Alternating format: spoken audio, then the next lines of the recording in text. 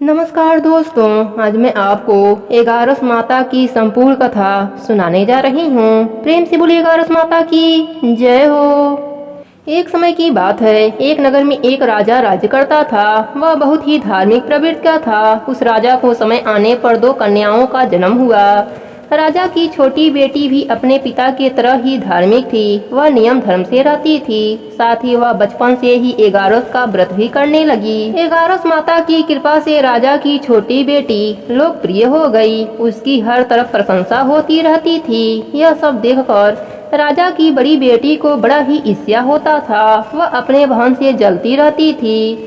एक बार की बात है, पड़ोसी राजा का बेटा बड़ी बेटी को देखने आया, लेकिन उसे बड़ी बेटी की जगह छोटी बेटी पसंद आ गई। अब तो बड़ी बहन अपनी छोटी बहन से और भी अधिक जलने लगी। वह छोटी बहन को मारने के नए नए तरीके अपनाती है। एक बार खाना में जहर मिलाकर उसे खिलाने की कोशिश करती है। एक बार मटके में जहरीला सांप रखकर छोटी बहन के कमरे में रख देती है। एक बार छोटी बेटी को पनघट पर पानी भरने के लिए ले जाती है और धोखे से नदी में धक्का दे देती है। हर बार एगारस माता उसे बचा लेती हैं, क्योंकि वह एगारस माता की व्रत किया करती थी। बड़ी बहन बहुत परेशान हो गई कि यह तो किसी भी तरह से नहीं मरती। एक दिन बड़ी बहन छोटी बहन से बोली, मेरी प्यारी बहन, भगवान ने हम सबकी मृत्यु किसी न किसी तरह लिखी है। क्या तुम्हें पता है तुम्हारी मृत्यु कैसे होगी?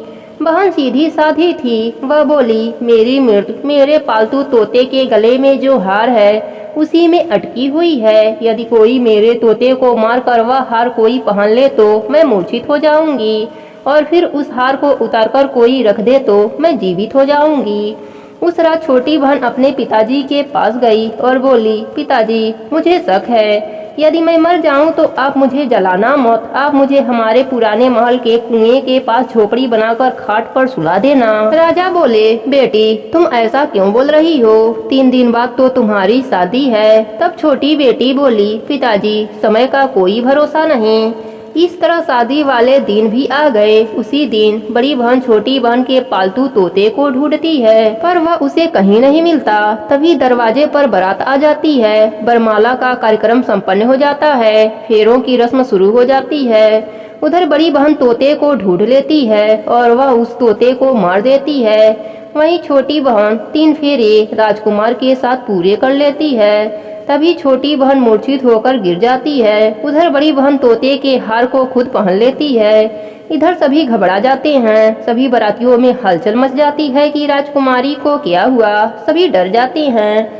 तब राजा वैद्य को बुलाते हैं। छोटी राजकुमारी को महल में ले जाकर लिटा दिया जाता है। वैद्य हकीम राजा से कहते हैं, राजकुमारी न मरी है न जीवित है। हमने ऐसा पहली बार देखा है। तब राजा उनसे कहते हैं, वहां जाकर बोलना कि राजकुमारी बेहोश हैं, अभी थोड़ी देर में ठीक हो जाएंगी।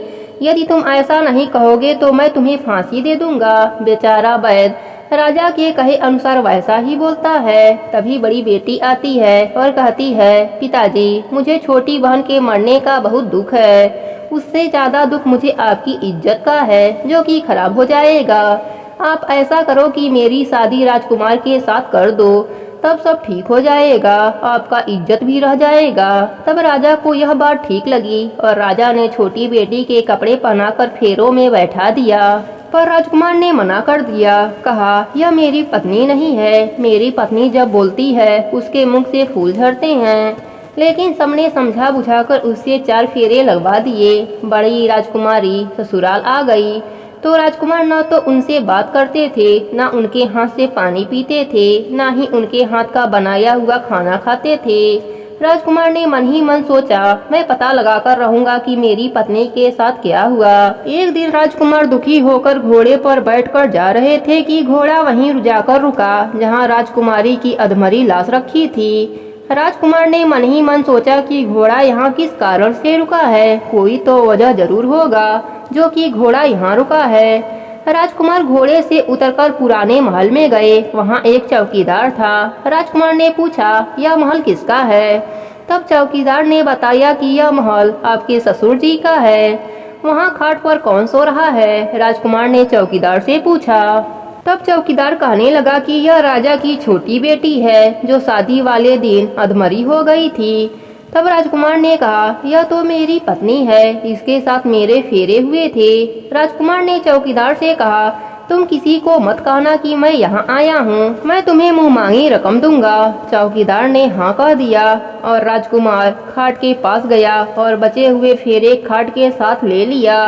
राजकुमार उस दिन वहीं रहा। छोटी रानी रात को खड़ी हो गई। उसने अपने पास अपने पति को देखा तो उसने बहुत रोया। राजकुमार ने पूछा, बड़ी अजीब बात है, तुम शादी वाले दिन मूर्छित क्यों हो गई थी? तुम्हारे पिताजी ने मेरी शादी तुम्हारी बड़ी बहन से करा दिया, पर मैंने उसे स्वीकार ही नहीं किया है। तुम मुझे पूरी बात बताओ, तुम दिन भर मूर्छित क्यों रहती हो? इस टाइम उठ कैसे गई, इसका भी राज बताओ। तब राजकुमारी ने अपने पति को तोते और हार वाली सारी बात बताई। यह भी बताया, यह बात मैंने अपने बड़ी बहन को बताया था। एक दिन उसने मुझसे मेरे मृत्यु का उपाय पूछा, तब मैंने उसे पूरी बात बताई। मेरी बड़ी बहन मुझसे बहुत ईर्ष्या करती है। उसने कई बार मुझे मारने की कोशिश की, पर 11 माता ने मुझे हर बार बचा लिया।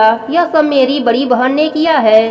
तोते के गले में जो हार था वह मेरी बहन दिन में पहन लेती है और रात को उतार देती है। इसलिए मैं दिन में मूर्छित रहती हूँ और रात को जीवित हो जाती हूँ। यदि वह हार मुझे वापस मिल जाए तो मैं हमेशा के लिए जीवित हो जाऊंगी। सुबह होते ही राजकुमार गुस्से से अपने महल गया और बड़ी बहन के गले से हार निकाल कर लाया और अपने पत्नी को पहना दिया। उसकी पत्नी जीवित हो गई। फिर उसे लेकर महल गया और उसकी बड़ी बहन को महल से निकल जाने के लिए कहने लगा। बड़ी बहन रोने लगी और रोते रोते बोली, हे छोटी बहन, तुम्हें क्यों हर खुशी भगवान दे देते हैं और मुझे क्यों दुख देते हैं? इसका रहस्य बताओ। तब छोटी बेटी बोली, तुम्हारे मन में लालच रहता है, इस कारण तुम्हें दुख मिलता है और मैं सबका कल्याण चाहती हूँ, साथ ही 11 का व्रत भी करती हूँ, इसलिए काल भी मेरा कुछ नहीं बिगाड़ सकता। यह सब 11 माता की महिमा है, जो मेरे साथ तुमने कई अनहोनी किया पर हुआ नहीं। हर बार 11 माता ने मेरी रक्षा करी। अब बड़ी बहन की आंखें खुल गई। वह बोली, हे बहन, मुझे क्षमा कर दो, मैं कहाँ जाऊंगी? तुम मुझे एक छोटा सा घर दे दो, मैं उसी में रह जाऊंगी। छोटी बहन को अपने बड़ी बहन पर दया आ गई। वह राजकुमार से कहकर अपने बड़ी बहन के लिए एक छोटा सा महल दिलवा दिया। बड़ी बहन उसी में रहने लगी। अब वह नेम धर्म से अपना दिन बिताती थी, साथ ही 11 का व्रत भी करने लगी। इधर छोटी बहन पति के साथ राज सुख भोगने लगी, साथ ही दोनों जन 11 का व्रत भी करने लगे। 11 माता की कृपा से छोटी रानी को एक सुंदर सा पुत्र उत्पन्न हुआ और महल में रिद्धि सिद्धि का वास हो गया। हे 11 माता, अपने सभी भक्तों पर अपनी कृपा बनाए रखना। प्रेम से बोले 11 माता की जय हो। एक नगर में एक सेठ रहता था। वह अपने शादी के बाद नए वस्त्र पहनकर अपने पत्नी को लाने पहली बार ससुराल जा रहा था। रास्ते में उसने एक गाय को तालाब की ओर जाते देखा। वह गाय पानी पीने के लिए तालाब में उतर तो गई, लेकिन कीचड़ होने के वजह से वह तालाब से बाहर नहीं निकल पा रही थी। गाय ने उस आदमी को वहां से गुजरते देखा तो उसने उस आदमी से मदद के लिए कहा, लेकिन उस सेठ ने कहा कि मैं नया वस्त्र पहना हूँ और मैं अपने ससुराल जा रहा हूँ। अगर मैं तुम्हारी मदद करूँगा तो मेरे कपड़े गंदे हो जाएंगे। गाय माता उदास हो गईं और वह कीचड़ में धंसती जा रही थीं। गाय ने उस सेठ को श्राप दे दिया कि अब से 8 पहर बाद तू गधा बन जाएगा। अब वह सेठ डर गया और गाय से अपने भूल के लिए क्षमा मांगने लगा, लेकिन तब तक गाय पूरी तरह पानी में डूब चुकी थी। वह सेठ पछताता हुआ उदास मन से अपने ससुराल पहुंचा। जाते ही उसने अपनी पत्नी को ले जाने की रट लगा दी। सभी ने उसे बहुत आग्रह किया कि अभी तो तुम आए हो, कम से कम एक रात यहाँ रुक जाओ, लेकिन वह रुकने के लिए तैयार नहीं था। तब उसकी पत्नी ने कहा कि जब सभी लोग इतना कह रहे हैं तो आप एक दिन के लिए क्यों नहीं रुक जाते। तब उसने अपने पत्नी को गाय के श्राप वाली बात बताई। उसकी पत्नी उसी वक्त अपने मायके से विदा लेकर पति के साथ चल पड़ी।